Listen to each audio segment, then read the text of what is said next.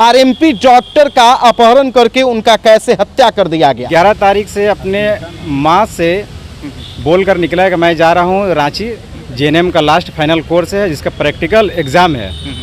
इसके साथ में भूई की जो सुनीता कुमारी है, ये दोनों का लगता है शायद फाइनल ईयर चल रहा था, रांची से कोर्स कर रहे थे जेएनएम का। घर से निकलने के बाद ठीक 15 मिनट बाद जो है ना मोबाइल इनका ऑफ आने लगा। 11 तारीख से लापता थे और आज 17 तारीख है ना, 17वां दिन ये बरामद हो गया। 6 दिन बाद बरामद हुआ। भाड़ा गाड़ी का इस्तेमाल किया गया अपहरण करने के लिए। अपने गाड़ी को सेफ रखा वो, ताकि पता नहीं चले, ये साजिश के तहत जो है पता नहीं चलना चाहिए। ये दोनों पार्टनरशिप काफ़ी पैसा उसमें लगाए हुए था। और ये पैसा का मैटर है या फिर कुछ अंदरूनी कुछ और बात है इसके बारे में। हम एक भाई थे, इनका फादर से भी नहीं है। इनकी माँ किराना की दुकान चलाती है। घर जो है सिर्फ इसी पर निर्भर था, सद्दाम पे। 2 महीना बाद इनके बहन की शादी है। नमस्कार, मैं हूं राजीव रंजन और आप देख रहे हैं जनादेश न्यूज। नालंदा में एक आरएमपी डॉक्टर का अपहरण करने के बाद उनकी हत्या कर दी गई। पिछले 11 दिसंबर से आरएमपी डॉक्टर लापता थे और अंततः 5 दिन बाद चंडी थाना क्षेत्र के लालगंज खंधा के खाई से आज आरएमपी डॉक्टर का डेड बॉडी बरामद हुआ है। दरअसल घटना के संबंध में हम आपको बताते चले कि नालंदा जिले के सिलाव थाना क्षेत्र अंतर्गत हैदरगंज कड़ाह गांव निवासी मोहम्मद अनवर हुसैन के पुत्र सद्दाम अंसारी पिछले 11 दिसंबर से लापता थे और 5 दिन बाद आज उनका डेड बॉडी चंडी थाना में बरामद किया गया है। हमारे साथ उनके परिवार वाले लोग हैं, उनके गांव के लोग हैं।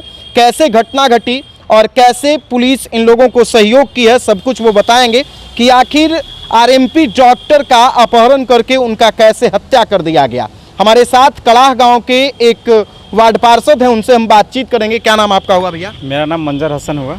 क्या घटना घटा है मंजर जी? घटना ये 11 तारीख का है, जब ये सद्दाम अंसारी जेएनएम का कोर्स रांची से कर रहा है। अच्छा। और ये घर से तकरीबन 6:45 बजे के आसपास निकला है, जिसके बाद 7:15 बजे के आसपास में मोबाइल ऑफ बताना स्टार्ट हो गया। इनके साथ में एक सुनीता कुमारी जो भूई गांव के रहने वाली है और उसका हस्बैंड नेम अवधेश कुमार है। अच्छा। जिन्होंने पार्टनरशिप में सुनीता कुमारी के साथ में तकरीबन 3 साल से ये कोल्हुआ गांव में डिस्पेंसरी चला, मेडिकल किए हुए था। अच्छा, बेन थाना का जो कोल्हुआ गांव। जी, कोल्हुआ गांव का। वहीं ये लोग पार्टनरशिप पे क्लिनिक चला रहा था। अच्छा। जिसके बाद ये यानी सद्दाम अंसारी और सुनीता पार्टनरशिप पर क्लिनिक चलाते थे 3 सालों से। सुनीता कुमारी। सुनीता जी। और ये 11 तारीख से अपने माँ से बोलकर निकला है कि मैं जा रहा हूँ रांची, जेएनएम का लास्ट फाइनल कोर्स है जिसका प्रैक्टिकल एग्ज़ाम है। इसके साथ में भूई की जो सुनीता कुमारी है, ये दोनों का लगता है शायद फाइनल ईयर चल रहा था, रांची से कोर्स कर रहे थे जेएनएम का।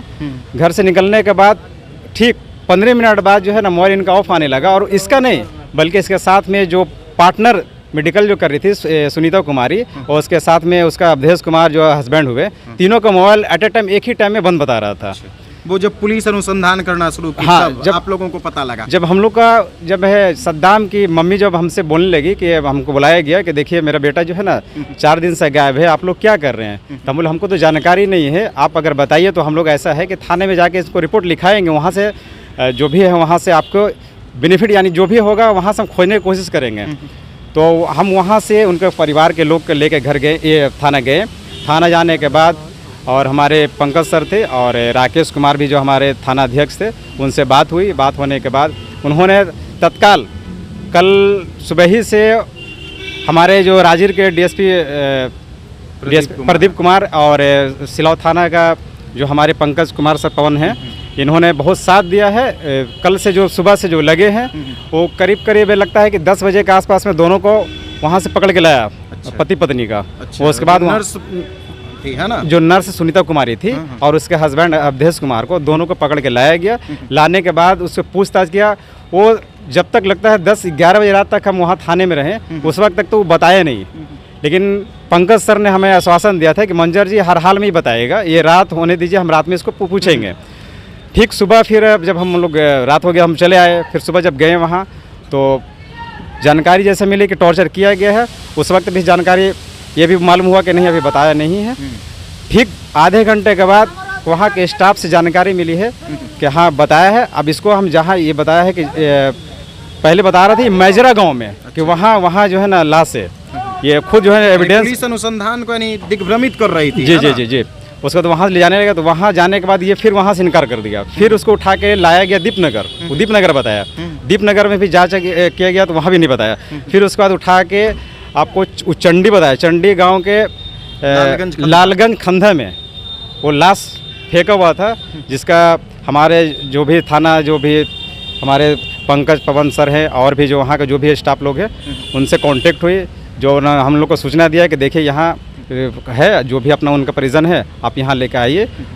हम भी बहुत आभारी हैं सिलौर थाना का कि जो हमारे पंकज पवन सर और भी जहाँ वहाँ का स्टाफ समझ सर, इनका बहुत बहुत योगदान रहा। हमारे राजीव का डीएसपी साहब, उनको भी बहुत बड़ा योगदान रहा कि उन्होंने सब मिलकर एक दिन में कल से आज तक इन्होंने खोज के निकाल दिया है कि लाश कहाँ है। वो हम लोग को हाथ में हैंड ओवर कर दिया और हम बिहार से अस्पताल में आप लोग पोस्टमार्टम के लिए आए। अच्छा, पुलिस यानी वो सुनीता देवी है ना, सुनीता और उसके पति अवधेश को हिरासत में लेकर रखी है। हाँ, हिरासत में लेकर रखी है। देखिए जालसाजी की बात यह है कि अवधेश कुमार का पर्सनल 2 गाड़ी स्कॉर्पियो है, लेकिन इन्होंने दूसरे के गाड़ी को लेकर किराया पे और उसके बच्चा का वहाँ से बोल के निकला, जिसका गाड़ी था कोई यादव का है, हम बताने जानकारी नहीं है, हरियारी बीघा का कोई यादव का गाड़ी था, उसको वहाँ से झांसा में लेके वहाँ से गाड़ी लेके बोले कि हम एग्जाम के लिए परीक्षा के लिए जा रहे हैं, जो मेरा गाड़ी चाहिए, वहाँ से गाड़ी लेकर और उसी गाड़ी से घटना हुआ। गाड़ी को भाड़ा के गाड़ी का इस्तेमाल किया गया अपहरण करने के लिए। अपने गाड़ी को सेफ रखा वो, ताकि पता नहीं चले, ये साजिश के तहत जो है पता नहीं चलना चाहिए। अच्छा, क्या लगता है मंजर जी कि क्यों इस तरह के घटना को अंजाम दिया गया? कारण क्या रह सकता है?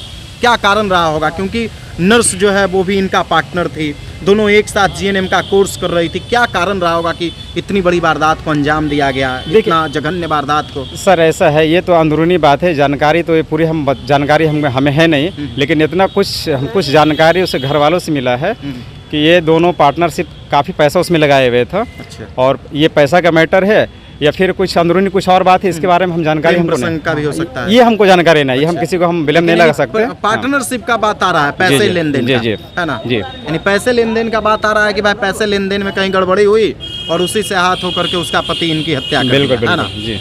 अच्छा, यानी सभी लोगों की गिरफ्तारी हुई है? 2 लोग की गिरफ्तारी हुई है और जिस गाड़ी से इनको ले जाया गया था उस गाड़ी की बरामदगी बरामदगी हो गई है। अच्छा। और इसमें और 2-4 लोग और हैं जो सर ने आश्वासन दिया है कि बहुत जल्द उन लोग को भी खोज के हम निकालेंगे। आप लोग इत्मीनान रहिए, हम बोले ठीक है सर, हम आप लोग को विश्वास करते हैं, आप लोग उनको खोज के निकालिए। अच्छा मंजर जी, आप वार्ड पार्षद हैं, जनप्रतिनिधि हैं, क्या लगता है कि अक्सर ऐसा देखा जाता है पार्टनरशिप में इतनी बड़ी वारदात को अंजाम दिया जाता है, पार्टनरशिप का बिजनेस कहाँ तक सही है? हम तो यही मशवरा देंगे किसी इंसान को जो है ना, कभी भी आप 1 रुपया कम कमाइए, लेकिन पार्टनरशिप का बिजनेस या कोई काम नहीं करिए। ये अक्सर कुछ दिन तो अच्छा लगता है सामने में, लेकिन जैसे जैसे पुराना होता है वो अंजाम उसका रिजल्ट ख़राब हो जाता है। ये कितने भाई थे सद्दाम? एक भाई थे, इनका फादर्स भी नहीं है, इनका फादर्स के गुजरे हुए लगता है शायद 8-10 साल हो गए हैं। 8-10 साल जी। और इनका 2 बहन हैं। 2 बहन जी। और इनकी माँ किराना की दुकान चलाती है। घर जो है सिर्फ इसी पर निर्भर था, सद्दाम पे। और इस तरह की घटना हुई, हम लोग का बहुत दुख से, दिल से बहुत दुख है और जितना भी बोलें वो कम है। अच्छा, अभी आप बता रहे थे कि इनके घर में बहन की शादी भी थी, 2 महीना बाद इनके बहन की शादी है, ईद के बाद शादी है। अब ऐसे घटना हो जाने के बाद अब तो घर में माहौल ही ऐसा गमगीन हो गया होगा, तभी तो घर वाले विचार करेंगे इस पे। इकलौते बेटे थे ये? इकलौते बेटे थे। सद्दाम अंसारी जी। क्लिनिक चलाते थे, डॉक्टर थे। हाँ, 5 दिन से लापता थे। 11 तारीख से लापता थे और आज 17 तारीख है ना, 17वां दिन ये बरामद हो गए। 6 दिन बाद बरामद हुआ, है ना। पुलिस में सूचना आप लोग कब दिए थे? पुलिस की सूचना सद्दाम के अम्मी हमसे बुला के बोलने लगी 14 तारीख को। 14 ही तारीख को हम लोग शाम में वहाँ सूचना दिए हैं। 14 तारीख को आप लोग आवेदन दिए थे? 14 तारीख को आवेदन दिए थे। जानकारी नहीं था, जैसे किसी का कोई भी गार्जियन हो, बच्चे को क्या पता, जैसे रोज बराबर ये 3-4 साल का कोर्स है, 3 साल कोर्स कंप्लीट हो चुका है, अब लास्ट ईयर के चल रहा है। उस महिला के साथ आते बराबर जाते थे, ये बराबर आना जाना। परीक्षा होता था तो दोनों यानी एक ही बैच का यानी कोर्स कर रहा था। जीएनएम का कोर्स जो 4 साल का है, तो दोनों साथ में ही कर रहा था। अच्छा, अब घटना किस कारण से हुआ है ये तो पुलिस पता लगाएगी कि आखिर क्यों उसकी हत्या की गई, क्या लालच था, क्या मामला था, है ना, सब कुछ तो पुलिस फिर पता लगाएगी, है ना। तो देखिए ये शिलाव के हैं, कड़ाह के हैं, हैदरगंज कड़ाह गांव के थे सद्दाम अंसारी। पिछले 11 दिसंबर से वो लापता हुए थे। 11 दिसंबर को अपने घर से वो जीएनएम का परीक्षा देने के लिए रांची के लिए निकले थे और उसी दिन से वो लापता हो गए थे। लेकिन अंततः 5 दिन के बाद आज चंडी थाना क्षेत्र के लालगंज खंधा में उनका डेड बॉडी मिला है। डेड बॉडी बरामद करने के बाद पुलिस जो है पोस्टमार्टम कराने के लिए उनके शव को बिहार शरीफ सदर अस्पताल लाई है और सब उनके परिजनों को सौंप कर इस पूरे मामले की जांच करेगी और जो भी इस घटना में संलिप्त हैं उनकी गिरफ्तारी का प्रयास करेगी। फिलहाल जो नर्स थी और उनके पति को पुलिस हिरासत में लेकर पूछताछ कर रही है कि आखिर उनके द्वारा इतनी बड़ी जघन्य वारदात को क्यों अंजाम दिया गया है। दोस्तों, इस वीडियो को ज़्यादा से ज़्यादा लोगों तक पहुंचाइए ताकि हमारे समाज में जो पार्टनरशिप पर व्यवसाय करते हैं उन लोगों को इससे सीख मिल सके कि देख लीजिए पार्टनरशिप में कितनी बड़ी वारदात को अंजाम दिया जाता है। जैसा कि उनके परिवार वालों के द्वारा और उनके गांव वालों के द्वारा ये आरोप लगाया गया है कि कहीं ना कहीं पार्टनरशिप में ही इस जघन्य वारदात को अंजाम दिया गया है। बाकी तो पुलिस इस पूरे मामले का खुलासा करेगी, इस पूरे मामले का जांच करेगी कि आखिर क्यों इतनी बड़ी वारदात को अंजाम दिया गया।